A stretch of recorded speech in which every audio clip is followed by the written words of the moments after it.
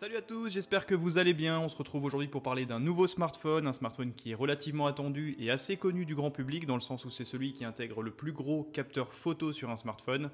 Il s'agit du Xiaomi Mi Note en version 10. Alors oui, je le sais, on dit Xiaomi théoriquement, néanmoins sur ma chaîne je continuerai à dire Xiaomi pour des facilités de compréhension pour le grand public. Et ce smartphone propose un capteur de 108 mégapixels avec une focale de 25 mm et une ouverture à f1.7, les premiers résultats semblent vraiment super satisfaisants. Attention, néanmoins, il y a quand même quelques petites subtilités par rapport à cette prise de vue en 108 mégapixels. Il s'agit d'une technologie de pixel binding, mais je vais revenir tout de suite lors du déballage. Alors ce Mi Note 10, il est commercialisé à 549 €, disponible dans la plupart des gros marchés français, c'est-à-dire à la Fnac, chez Darty, chez Boulanger, etc. Donc c'est vraiment plus un produit qui est exotique dans sa distribution. Aujourd'hui, Xiaomi est une marque largement implantée en Europe et en France. Du coup, ce smartphone, vous pouvez vous l'acheter librement comme si vous alliez acheter un Samsung, un Huawei, un Honor, peu importe. Donc c'est vraiment un produit qui a une distribution et un suivi après-vente largement au point aujourd'hui. Sur la face avant du coffret qui est plutôt joli, assez massif, on retrouve le logo Mi sur le dessus, on retrouve bien sûr l'appellation du smartphone, Note 10. Et enfin sur la tranche opposée, un petit peu plus d'informations, on voit que c'est la version Glacier White, 6 Go de RAM, 128 Go d'espace de stockage d'origine, et bien sûr c'est un smartphone dual SIM. Alors ce smartphone, comme promis sur Twitter et sur Instagram, je l'ai réceptionné aujourd'hui, donc il est encore sous scellé, je ne l'ai pas découvert avant vous, alors bien sûr je le connais de par ses caractéristiques techniques, j'ai un petit peu suivi les annonces, donc je connais un petit peu ses points forts, ses points faibles, je vous ferai d'ailleurs un petit récapitulatif à la fin de la vidéo. Quoi qu'il en soit, pour être vraiment le plus fidèle avec vous, j'ai décidé de le déballer en même temps que vous, et c'est parti.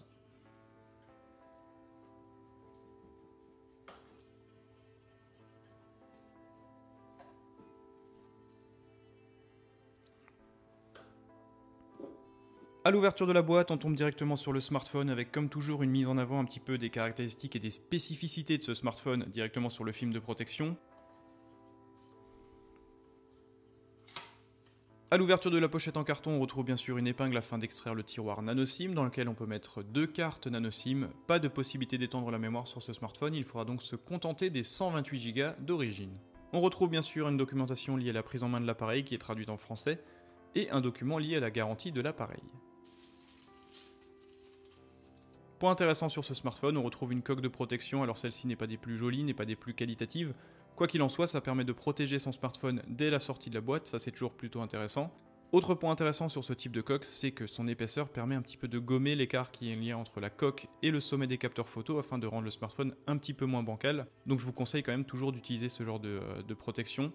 Ça protège déjà le smartphone et en plus ça améliore un petit peu son ergonomie dans le sens où celui-ci ne sera plus bancal quand vous le poserez sur une table. Ensuite, on retrouve bien sûr un câble de chargement de bonne longueur USB type C. Point intéressant sur ce smartphone, nous retrouvons des écouteurs intra-auriculaires filaires et bon point pour le Mi Note 10, celui-ci propose encore en fin 2019 une prise mini jack 3.5. Pour finir, on retrouve ce gros bloc chargeur d'une puissance de 30 watts. Ce bloc chargeur permet de charger le smartphone de 0 à 100% en 2 heures, ce qui n'est pas extraordinaire sur le papier, mais il faut quand même rappeler que ce smartphone propose une batterie de 5260 mAh, c'est ni plus ni moins que la plus grosse batterie du marché, et cela vous permet d'utiliser ce smartphone pendant 3 jours en utilisation standard, ça tombe à 2 jours et demi en utilisation vraiment intense, c'est vraiment exceptionnel, et si vous cherchez un smartphone endurant, le Mi Note 10 est vraiment fait pour vous.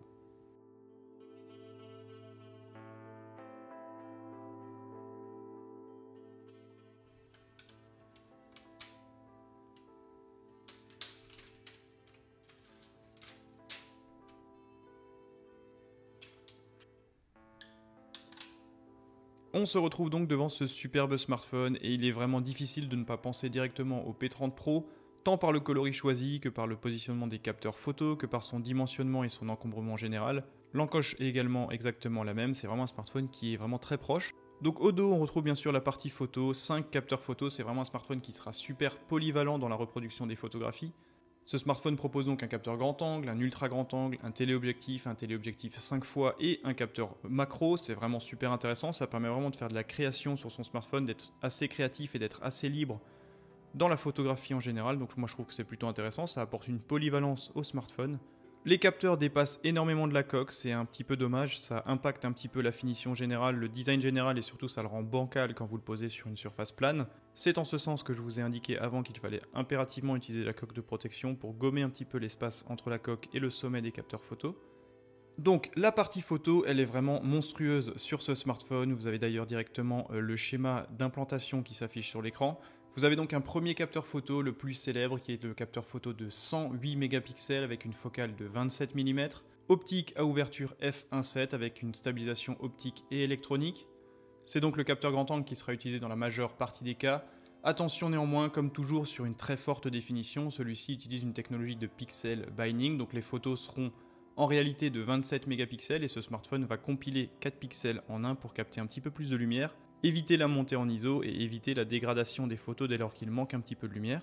Quoi qu'il en soit, si vous voulez vraiment faire des photos en 108 mégapixels, vous pouvez passer en mode super définition, mais attention parce que le temps de traitement est assez long, 5 à 7 secondes environ quand vous faites une photo en 108 mégapixels, et les photos pèsent environ 21-22 MO, donc c'est vraiment super massif comme fichier, pour un gain en termes de définition qui n'est pas forcément justifié. Point intéressant sur ce capteur de 108 mégapixels, celui-ci est un petit peu plus grand que la moyenne, donc ça permet d'avoir des photosites un petit peu plus grands, quoique avec une telle définition ça n'est pas forcément vrai, mais cela permet malgré tout de capter plus de dynamique d'image et ça peut être intéressant sur une photo un petit peu complexe avec pas mal d'informations, notamment en termes de colorimétrie, de nuages, etc. Ensuite, on retrouve un second capteur téléobjectif x2, c'est un capteur de 12 mégapixels avec une focale de 41 mm, ouverture f2, donc zoom optique x2 sans perte de détail. Vous avez ensuite un troisième capteur photo de 5 mégapixels, une focale de 94 mm, optique à ouverture f2, et c'est un téléobjectif 5 fois sans perte de détail. Après, à 5 mégapixels, on ne peut pas espérer des résultats et une définition vraiment optimale. Enfin, on retrouve un quatrième capteur photo ultra grand angle, donc c'est un capteur de 20 mégapixels, 16 mm, f2.2, ultra grand angle, donc là c'est plutôt intéressant, même si ça déforme bien sûr les perspectives, ça vous permet néanmoins de faire des photos de monuments, ou des photos de groupe par exemple, si vous n'avez pas assez de recul. Après, vous le savez, je ne suis pas fan de ce type de capteur parce que ça déforme beaucoup trop les photographies, mais quoi qu'il en soit, ça apporte malgré tout encore une polyvalence à ce smartphone. Et enfin, pour finir, juste ici, on retrouve encore un capteur photo, le cinquième capteur photo du dos de ce smartphone. C'est un capteur de 2 mégapixels, ouverture f2.4. Et c'est un capteur photo qui n'est là que pour faire des photos en mode macro, avec une zone de mise au point allant de 2 à 10 cm. Là encore, 2 mégapixels, c'est vraiment très peu, c'est vraiment gadget, mais ça apporte malgré tout encore une polyvalence en termes de photographie à ce smartphone. Et sur le côté du module, on retrouve un double flash LED, on retrouve également la gravure 108 mégapixels et zoom optique 5 fois. Donc c'est vraiment un smartphone qui met tout en avant sur la partie photo. Et enfin, pour la partie vidéo, c'est pas forcément super intéressant. Ce smartphone permet de filmer en Full HD à 30 et 60 images secondes. Il permet également de filmer en 4K à 30 images secondes. Pas de possibilité de filmer en 4K à 60 images secondes comme l'aurait permis un processeur Snapdragon 855 et un capteur IMX586. Donc là, il faudra se limiter à du 30 images secondes en 4K. C'est assez dommage. Finalement, très peu de smartphones Android arrivent à concurrencer Apple sur ce segment. Et pour la partie un petit peu plus créative, vous avez également la technologie Slow Motion à 960 images secondes en définition HD 720p. Le dos il est plutôt joli, comme je vous l'ai dit, ça me fait vraiment penser à un Huawei P30 Pro, notamment dans cette couleur. Petit marquage sur le bas de l'appareil Xiaomi, et cette coque en verre arrière est protégée par un traitement Gorilla Glass 5, c'est plutôt intéressant. Sur la tranche du smartphone, on retrouve bien sûr un bouton de contrôle volume plus et moins avec le bouton Power. On retrouve également un tiroir dans lequel on peut mettre 2 cartes nano SIM, pas de possibilité de mettre une carte micro SD dans ce smartphone, il faudra donc se contenter des 128 Go disponibles d'origine. Sur la tranche inférieure, point intéressant, on retrouve une prise mini jack 3.5, on retrouve bien sûr la connexion USB type C, un microphone extérieur avec une grille pour le haut-parleur. Sur la tranche opposée, il n'y a ni bouton ni interaction, c'est une tranche qui est vraiment plutôt jolie, plutôt réussie, assez minimaliste. Et enfin, sur le dessus, on retrouve encore un microphone extérieur et un port infrarouge. Sur la face avant du smartphone, on retrouve bien sûr ce superbe écran de 6,47 pouces, c'est une définition Full HD+, donc 2340 par 1080 pixels. Cela nous donne une densité de 398 pixels par pouce, protection Gorilla Glass 5 et un taux d'occupation de la face avant de 90%, donc des chiffres plutôt intéressants. Après, comme je vous l'ai toujours dit, pour moi 6,5 pouces c'est vraiment trop grand, en utilisation c'est vraiment trop complexe, d'autant plus que ce smartphone pèse plus de 200 grammes, donc c'est vraiment un produit qui est très massif, et il est clairement impossible de s'en servir à une main. C'est dommage parce qu'un smartphone avec ces caractéristiques sur une dalle de 6 pouces aurait vraiment été parfait. Dans cette encoche en forme de goutte qui rappelle là encore nombre de smartphones, notamment le P30 Pro, on retrouve un capteur photo frontal de 32 mégapixels avec une optique à ouverture f2. Et bien sûr, le lecteur d'empreintes est directement intégré dans cette dalle AMOLED. Celui-ci fonctionne plutôt bien, aujourd'hui cette technologie commence à être malgré tout vraiment maîtrisée par tous les constructeurs. Pour ce qui est de la performance de ce smartphone, c'est plutôt bon sans être extraordinaire. Ce smartphone propose un processeur Snapdragon 730 en version G, un GPU Adreno 618, 6 Go de RAM et 128 Go d'espace de stockage. Il aurait été préférable bien sûr de retrouver un processeur 855 ou un 855 dans sa version Plus, notamment pour traiter les photos de 108 mégapixels, qui vous le verrez font un petit peu ramer le processeur, qui prennent environ entre 5 et 7 secondes pour être traités. Ça n'est pas rédhibitoire, mais ça peut être un petit peu gênant et ça rappelle un petit peu les mauvaises heures de Sony quand ils proposaient des capteurs photo à haute définition. Le temps que le smartphone démarre, je vais vous parler de son autonomie, celle-ci est vraiment record, c'est ni plus ni moins que l'un des smartphones les plus endurants, donc il a vraiment deux caractéristiques records, la définition de son capteur de 108 mégapixels et sa batterie de 5260 mAh qui lui permet de tenir 2 jours et demi, 3 jours sans aucun problème. Le temps de chargement quant à lui est plutôt long, mais ça c'est directement lié à la capacité énorme de la batterie, pourtant le chargeur est un chargeur 30 watts, donc plutôt costaud, donc comptez 2 heures pour passer de 0 à 100%. Pour ce qui est de l'interface, ce smartphone tourne bien sûr sur Android 9.0 pour l'instant, une mise à jour vers Android 10 est bien sûr prévue. La surcouche c'est MUI 11, donc celle-ci est plutôt intéressante, elle permet également d'utiliser un mode sombre, un petit peu comme MUI en version 10 chez Huawei et comme bien sûr iOS 13 chez Apple.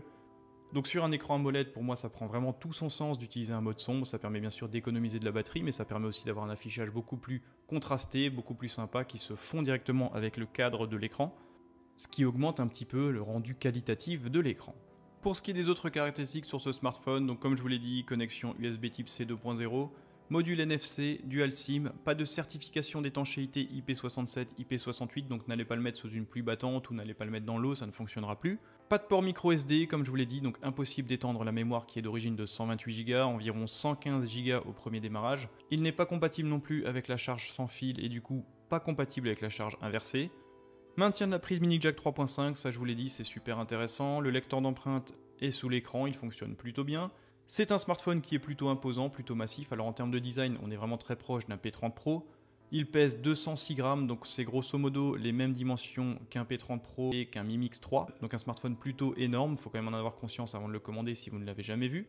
Point intéressant sur un smartphone de la marque Xiaomi, celui-ci est compatible avec la certification Widevine L1. Donc cela vous permet de regarder toutes les vidéos en HD ou en Full HD sur les plateformes de vidéos à la demande, que ce soit Netflix, Amazon, etc. Donc ça c'est plutôt intéressant parce que très souvent les smartphones Xiaomi sont compatibles uniquement avec la version L3, donc qui ne propose pas de définition HD ou Full HD.